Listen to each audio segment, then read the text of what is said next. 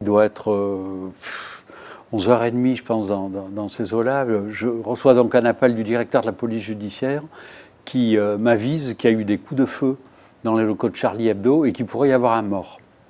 Donc c'est quelque chose qui va me parler tout de suite. Hein. On sait que Charlie Hebdo fait l'objet de menaces récurrentes depuis longtemps, qui se sont parfois concrétisées. Donc je vais prendre la décision d'aller immédiatement sur place et en arrivant, effectivement, je vais avoir l'occasion assez vite, en montant dans les lieux avec le directeur de la PJ, de voir un bilan victimaire qui est beaucoup plus important, puisque en fait il y a 12 morts sur Charlie Hebdo.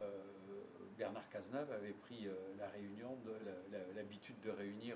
C'est certainement l'image de la scène de crime de Charlie, hein, et l'image de cette salle de rédaction au 2e étage, hein, avec tous ces corps enchevêtrés les uns sur les autres, avec des projections corporelles partout. Donc une vision particulièrement difficile, hein, auquel on n'est pas habitué, même si on a vu souvent des scènes de crime quand on est procureur. Mais c'est vraiment une scène que j'oublierai jamais, qui m'a profondément marqué. Le Ahmed Merabet, le policier abattu rue Victor Lenoir, qui sort comme ça dans un périodique. Je pense que c'est un moment charnière dans l'histoire du terrorisme djihadiste, parce que on est finalement, c'est un peu une sorte de pic, hein, dans l'intensité de l'installation du terrorisme djihadiste en Europe, et particulièrement en Europe de l'Ouest. Et on l'a toujours d'ailleurs considéré comme une date charnière lorsqu'on a eu à réfléchir aux suites à donner effectivement à l'action de la justice après ces attentats.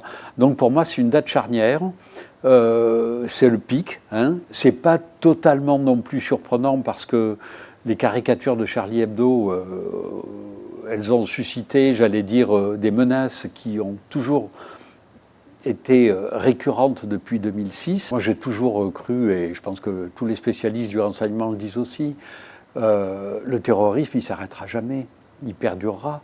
Et le terrorisme djihadiste n'échappe pas à ce principe, hein. Simplement, je pense que dans ces formes de terrorisme, il y a des pics, il y a des vagues.